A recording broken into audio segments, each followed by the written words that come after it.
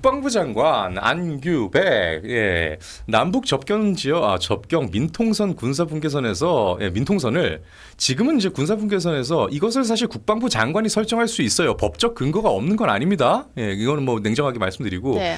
기존의 10km에서 5km로 줄인다라고 합니다. 그러면은 이게 남북한이 이제 대화에 의해서 서로 줄이자 해서 줄이는 것이냐?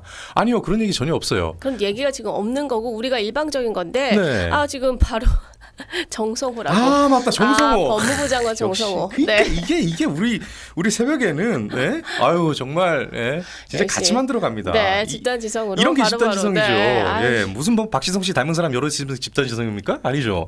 네, 그 짤이 있어요. 짤, 집단지성 짤 좀 검색해 주세요. 아이고 네. 홍익컬트 이런 거 모르셔가지고. 네. 별동네 가족들, 새로 오셨네요. 아유 반갑습니다. 저희 첫 딸 태명이 별동이어가지고 제가 그 당시에 유튜브 채널 별동이 아빠를 만들기도 했었는데, 네. 저희 가족이시네요. 정성우의 이놈이나 저놈이나 범죄자니라고 한국님께서 또 그렇네요. 한번 들어가 보겠습니다. 이놈들은 알아서 기는 게 특기다라고 전정아님의 냉정한 말씀. 이게 집단지성의 힘이에요. 저 뒤에 있는 게 다 박지성인 거예요? 박지성 씨 얼굴로 맨체스터 유나이티드에 뛸 때 이 네. 골 넣고 세레머니 하는 모습에서 뒤에다가 이렇게 다 합성을 해놨어요. 이 집단지성 짤입니다 이게. 약간 좀 징그럽기도 하고 다 뭐 약간 박지성이 약간 원숭이를 닮았나요? 아니요, 전혀 아니에요. 약간 원숭이 아유, 느낌이 많이 나는데요? 박지성 씨 건드리면 큰일 나요. 그래요? 벌칙 건드리는 거예요. 근데 뭐 박지성의 외모가 잘생겼다라고 하시는 팬들도 있겠죠? 아니 뭐 사실 그건 잘 모르겠습니다. 저 있겠죠라고 했어요. 있겠죠? 은하철도급의 포빈가? 닮아가지고. 그러네요. 네. 제가 이제야 닉을 본 거군요. 감사합니다. 집단지성으로 만들어가는. 그 결국은 이거 정성호 장관 같은 경우 그 땅값 좀 모르겠는데요. 그게 어딘지 좀 봐야겠네요. 그러니까요. 네. 자, 접경 지역 주민의 불편을 해소한다라고 하는데 여러분 너무나 상식적이게도 접경 지역 주민들은 위로 못 가서 불편한 게 아닙니다. 아래로의 접근성이 불편한 거지. 그 위에 뭐 있다고? 거기 뭐 나물 캐는 게 불편합니까? 그 아래쪽으로 내려오는 그쪽 도로가 오히려 불편하면 불편했지. 그런데 뭐가 불편하다는 얘기인지 물론 뭐 재산적 불편이 있을 거예요.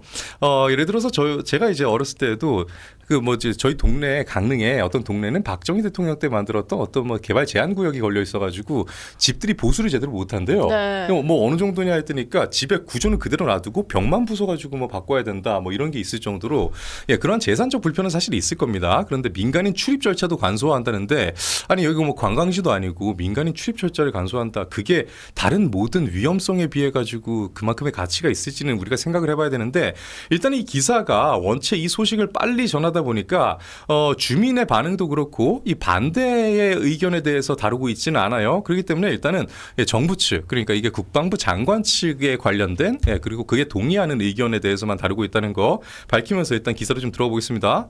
자, 일단은 현재 민통선 MDL 선상에서 10km까지 돼 있는데 이것을 지역에 따라 5km까지 줄일 생각이다라고 하는데 지역에 따라라 했네요. 전체적으로 다 5km로 줄이는 건 아니네요.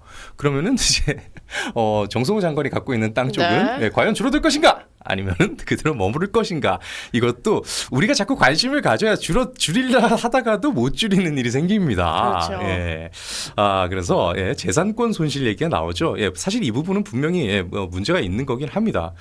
그런데 군사 작전과 군사 시설 보호, 보안 유지 목적으로 민간인 출입을 통제하기 위해서 설정하는 경계선이니만큼 이 안에는 군사 시설들이 다 있을 거예요. 그런데 여기에 대해서 민간인의 재산권이 보장이 되는 방향으로 나간다면은 그 기존 군사 시설과의 충돌이 있을 겁니다. 그럼 보통 이제 민간인의 재산권 보호가 우선되기 때문에 그렇기 때문에 이 기존의 시설을 또 옮겨가야 되는데 그런 거에 대한 대비는 또 되어 있을까? 그런 과정에서 여기가 이제 전략적으로 예를 들어 뭐 감시를 하기 괜찮은 위치라든가 그런 경우에 또 어떻게 되는 부분인가 이런 부분도 제대로 따져봐야 돼요. 우리나라가 어느 정도냐면요, 집 앞에 이제 이 전신주가 있는데 그게 조망을 가린다 하잖아요. 한전에다가 민원을 넣으면 이걸 뽑아서 옮겨줍니다.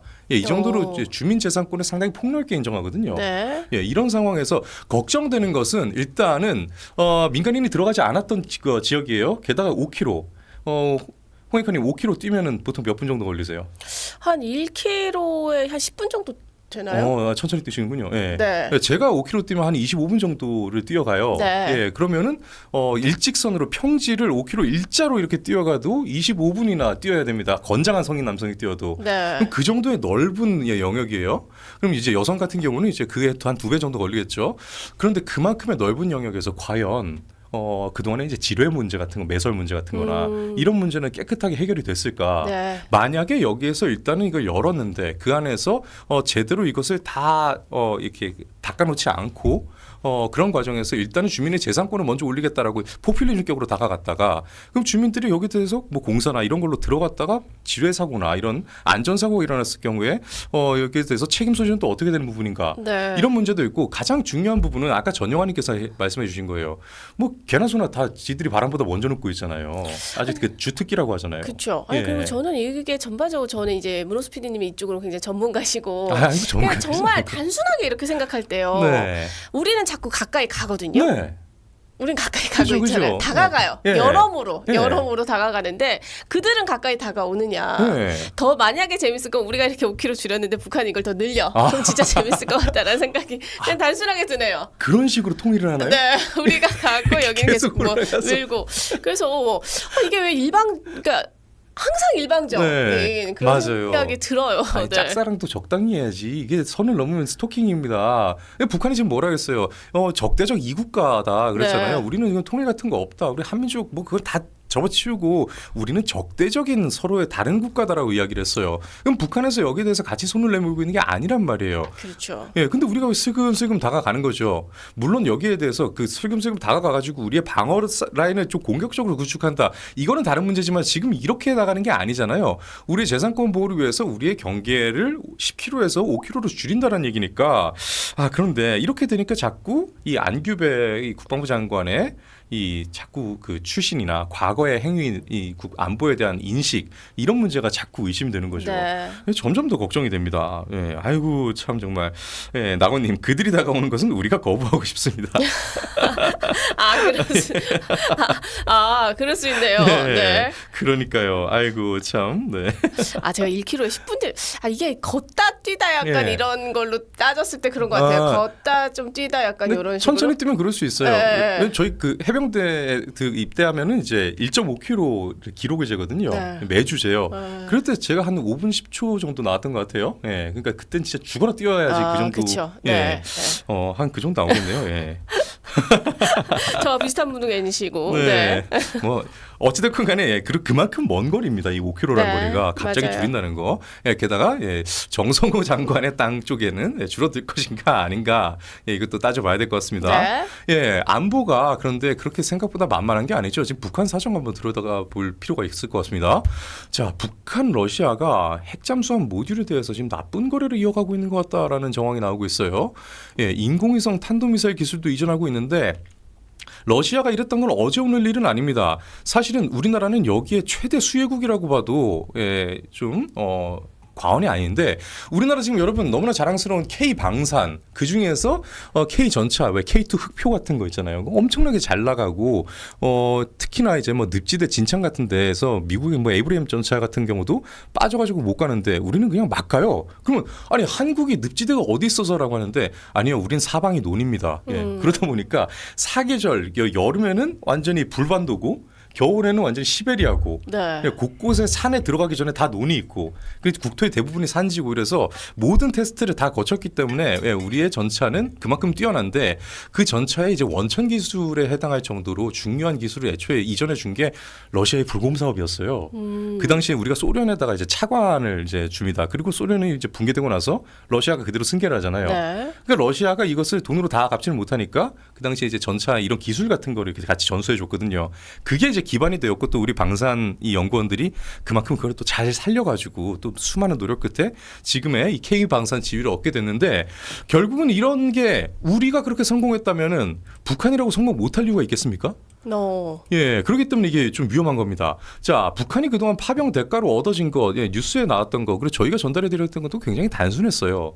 먹고 사는 문제, 그리고 이제 뭐 이제 비행기나 전차를 운영하는 기름 문제, 그리고 이제 농사를 짓는 비료 뭐 이런 정도 그렇죠. 받았다. 아니면 현금을 지급했다거나. 예. 네. 그래서 북한이랑 러시아랑 서로 뒤통수 쳤다는 얘기 있죠. 러시아는 이제 유통기한이 지나버린 밀가루를 보냈다. 그런데 북한은 안 터지는 탄약을 보냈다. 아, 불발탄을 보내고. 네. 예, 이런 게 우스갯소리도 있었는데 그 실제 있었던 일이에요. 네. 그래요. 그렇긴 한데 그 정도만 보였던 게 아니었나 봐요. 일단 이 정도만 받은 걸로도 2016년 이후에 북한은 예, 최대의 GDP를 성장을 달성했습니다. 3.7%가 올랐대요. 그렇죠. 뭐 애초에 규모가 작으니까 올리기가 그렇게 어렵진 않았을 텐데. 사실 그리고 군장병 이 파병하면서 그 목숨값으로 한 사람당 뭐 그때 네. 얼마였죠? 3천만 원 정도였던가요? 맞아요. 지급한다 뭐 그 이런 정도 얘기가 됐어요. 있었잖아요. 예, 물론 네. 그게 그 가족에게 간 건 아니지만. 그렇죠. 예. 와, 그래서 결국은 GDP가 저 이거 처음 알았거든요. 3.7%가 늘었다고 하더라고요. 네. 아, 그런데 여기에 대해서 예, 포괄적 전략적 동반자 조약을 맺었잖아요, 이게. 그렇죠. 그래서 사실은 이제 북러도 이제 한미처럼 이렇게 상호 조약을 맺은 거다. 예, 이렇게 지금 얘기가 나오고 있는데 동맹국이 되었다. 결국은 러시아의 레드라인을 넘지 말라라고 계속 이제 예, 경고를 해온 바가 있었죠. 윤석열 정부에서 말입니다.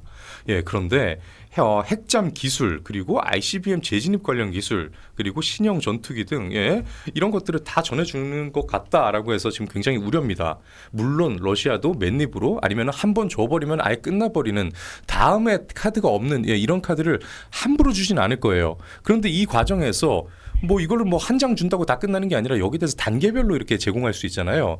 그렇기 때문에 북한의 이 뭐랄까요, 이 무기 이 기술력은 그러니까 이제 공격력은 이게 계속 이제 앞으로 잠재력이 계속 높아질 것 같습니다. 물론 그 가장 이제 위협이 되는 건 우리나라고요. 그 중에서 핵잠 수함 모듈의 이전이 확인된 이제 이전되고 있다.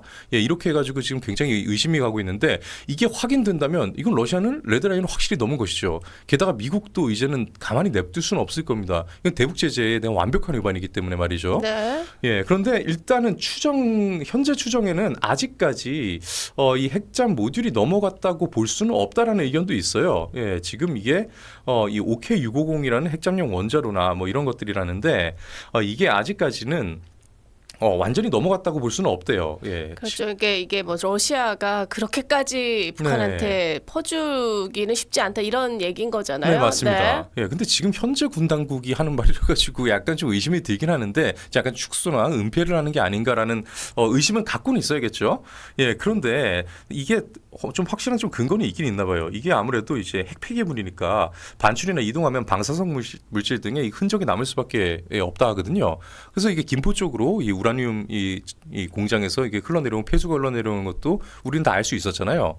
그런데 이게 지금 아직까지 포착이 되어 있지는 않다. 다만 이게 시간 문제일 수도 있다라는 상황이죠.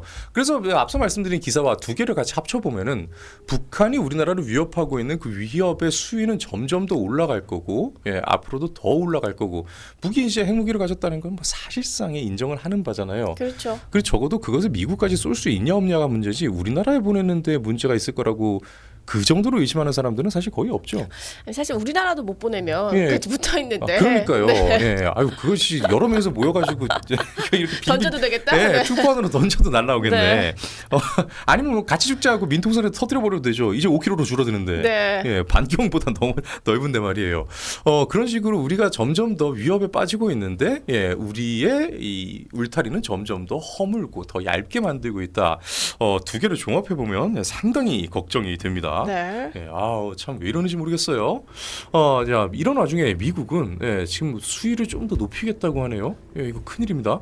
지금 드디어 이제 미국 시장에서 토요타가 현대자동차, 현대기아차보다 더 싸졌어요. 네. 예, 이미 이제 물론 관세 15% 받고 나서 당장에 이제 한국 시장을 완전히 그냥 밀어내자라고 해서 프로모션도 하고 있는 것 같아요. 예, 일단 뭐 가격 인하 정책이나 일시적이나마 네. 예, 그렇긴 하겠는데 일단 브랜드 가치가 높은 토요타가 가격마저도 일단 더 싸졌습니다. 특히나 이제 미국의 거의 국민차라 불리는 그 캠리 같은 경우가 엄청나게 공격적 가격으로 지금 접근을 하고 있다고 해요. 네, 그리고 이거 25대 15로 하면 그러니까 네. 그 관세 적용을 그대로 가면 네. 토요타 현대차가 실제로 현대차보다 네. 조금 더 저렴한 게 맞더라고요. 그러니까요. 가격적으로도요. 예. 그러니까 가격 경쟁력이 완전히 무너지게 된 거죠. 네, 맞습니다. 특히나 이게 언제까지 이어질지 지금 우리가 네. 모르는 거잖아요. 네. 우리는 언제까지 25%가 될지. 그러니까요. 일본은 이미 어제부터 15% 관세를 시행이 들어갔습니다. 맞습니다. 네. 그리고 결국은 우리가 딱 봤을 때 이제 정치권이 이야기하는 얘기랑 이제 기업이 이야기하는 얘기 어디를 더 신뢰할 수 있습니까? 결국 기업이죠. 기업이 하는 행동을 보면 알 수 있는데 이제 현대차 같은 경우에는 미국이 아니라 지금 다른 외국 시장을 노리기 위해서 타 시장을 진출하기 위해서 지금 모색을 하고 있대요. 아니 저 같아도 그럴 것 같아요. 왜냐하면 예. 정부를 지금 못 믿겠는데. 그러니까요. 그 무슨 얘기겠어요? 네. 결국 이 관세, 자동차 관세, 미국 시장의 이 문제가 현대가 분석하기에 현대에 얼마나 많은 그 연구원들이 있습니까? 경제 분석가들이 있고 네. 이 사람들이 분석하기에 이게 지금 장기화될 게 확실하다라는 얘기죠. 그리고 이미 이 외교 관리 라인들이요. 예. 실제로 이제 실토했어요. 이거 장기전으로 갈 수밖에 없다라고 예. 했기 때문에 여기 그럼 각자 도생하고 현대나 뭐 이런 기업들도 네. 내 살 길 찾아야죠. 맞습니다. 네. 이게 만약에 단기라면은 그 현대 자동차 같은 이런 대기업들은 원래는 자기들이 제살 깎아가지고 손해를 봐가면서도 미국 시장을 유지하기 위해서 그렇죠. 오히려 마이너스 판매를 합니다. 이게 이 단기라면 분명히 그렇게 해요. 이 시장을 놓치지 않기 위해서. 근데 지금 현대자동차가 이제 제살 깎아먹기 지금 뭐 마이너스 판매를 한다는 얘기는 안 들리고 있거든요. 오히려 지금 들리고 있는 얘기는 오늘 아침 뉴스에서 외국 시장을 노린다라는 얘기가 나오고 있는 거. 이것은 분명히 현대는 확실하게 분석을 한 거다. 이것은 미국 시장에 지금 다시 들어가기 힘들 거라고. 그래서 미국 지금 화면 한번 넘겨주실까요? 관세 폭탄이 결국 철강 파생 제품 그리고 자동차 부품까지 지금 덮칠 것으로 지금 보여서 상당히 지금 우려가 된다고 합니다. 미국에는 이런 법이 있대요. 미국에서 상무부에다가 특정 미국 관련 기업이 상무부에다가 관세 부과 대상에 특정 품목을 포함해달라 이렇게 요청을 하면은 60일 내로 그 여부를 결정을 해야 된다고 합니다.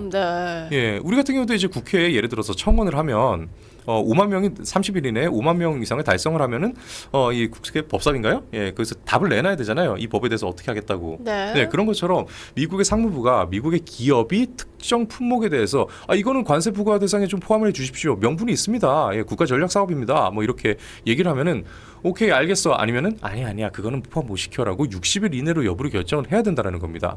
그래서 그 의견 수렴이 이번 달 29일까지 진행이 될 거라고 하는데 그 이후에 지금 상당히 이게 받아들여질 가능성이 높다라는 거죠.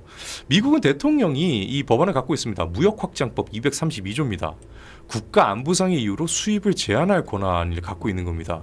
그래서 지금 우리나라 같은 경우에 이제 철강, 알루미늄 이쪽에 이미 50% 관세 지금 맞은 상황이잖아요. 미국이 지금 이렇게 전체 다 이렇게 때렸으니까. 그런데 여기에 대해서 이제 좀 더해진다라는 얘기예요. 그렇죠.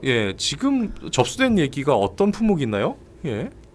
자, 냉장고, 건조기, 세탁기, 뭐 식기세척기 등 가전제품에 사용된 철강에도 당연히 50% 관세 부과가 된다는 거죠. 그러니까 이런 데 보니까 프레임이나 이런 게 다 이제 철강이 들어가네요. 네. 생각해 보니까. 근데 이게 우리나라 주력 수출 제품이라면서요? 그렇죠. 이게 LG 같은 데서 이런 거 많이 좀 판다고 하는데 특히 LG 뭐 오브제 라인 같은 경우에 이제 미국 시장에서도 굉장히 호평을 받았다고. 전 세계가 우리나라 가전제품을 굉장히 선호하고 좋아하죠. 그 백색 가전들은 왜 우리나라 거를 많이 쓴다고 그 좀 트렌드다 이런 얘기를 하는데 야 이렇게 돼버리면 우리가 직격탄에 맞겠네요. 그런가 하면은 철강 파생 상품 외에 자동차 부품의 관세 확대도 지금 예고를 하고 있다고 합니다. 그러니까 이런 상황이니까 현대가 외국으로 지금 눈을 돌릴 수밖에 없는 상황인 것 같아요.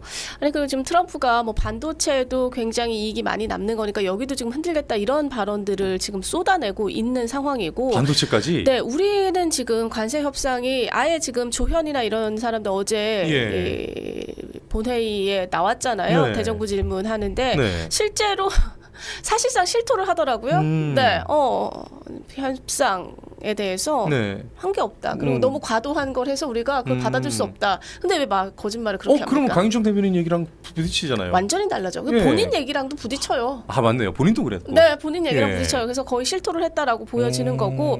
그리고 어제 굉장히 이례적으로 조현이 미국에 대해서 굉장히 비판적인 발언을 쏟아냈거든요. 그러니까 이게 지금 미국과 한국의 이 관계가 지금 어떻게 흘러가고 있는지도 굉장히 걱정이에요. 그러네요. 네, 이게 그럼 앞으로 관세 협상에 영향을 미치겠죠. 네. 참 그렇네요, 진짜. 부인님께서 손톱깎이도 이게 문제다라고 하는데 참 손톱깎이 하면 또 가슴 아픈 일이 있죠. 우리나라 전 세계를 시장을 장악했던 그 37이라는 우리나라 이 회사. 이거 왜 망했냐면은 그 그 뭐야 이 뭐라 그래요 증여세 문제 때문에. 네, 아 예, 그것 기업이. 때문에 기업이 결국은 그래서 이제 저는 되게 걱정이 이런 게 조현 같은 경우가 지금 사실상 실토를 했고 예. 그리고 지금 미국에 대해서 대놓고 지금 굉장히 비판적인 걸 그것도 공개적인 석상에서 국회에 와서 했단 말이에요. 네. 그런데 조현이 지금 중국을 갑니다. 네. 자기 외교부 맞아요. 장관 만나러. 근데 왕이 이것도 만난다면서요? 네, 굉장히 이례적인 게 원래는 이제 핑퐁으로 서로 왔다 갔다 하는데 네. 이번에는 중국에 오는 차례인데 네. 본인이 지금 관례 깨고 먼저 중국 찾겠다고 한 거거든요. 네. 그러니까 이게 지금 조현의 움직임이 대놓고 나는 그러면 미국 너네 이렇게 하지. 나 그러면 미국이랑 친절 뭐 관계 이렇게 잘 갖기가 어려워. 나 중국이랑 친하게 지낼 거야.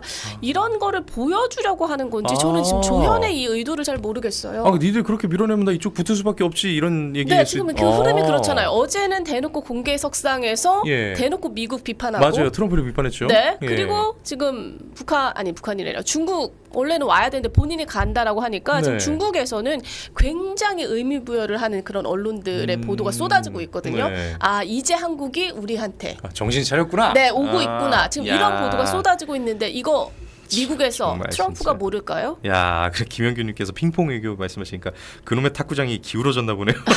네. 기울어진 탁구장. 예, 영규님. 예. 그렇네요. 진짜 기울어진 네. 탁구장이네요. 아, 본국 가냐고 말님이. 아, 그렇네요, 진짜. 아, 본국 가는 거군요. 뭔 차이가 있나 모르겠어요, 진짜. 네, 그래서 저 지금 요즘에 조현 뭐 어떤 조현병 행보를- 걸렸냐고. 아, 피오니 프리티님도 이건 대놓고 친중하는 거다. 네. 예, 너무 깨놓고 하니까 이거 앞으로 미국과의 관계는 점점 더 네, 어두워지겠군요. 그래서 저는 지금 굉장히 이분의 이 발언이나 예. 행보나 이런 것들이 뭘 얘기하고 싶은 거지라는 예. 생각이 좀 들더라고요. 맞습니다. 네. 아유 참, 실시간 1000분이 넘게 시청해주고 계십니다. 어. 진심으로 감사드립니다. 고맙습니다.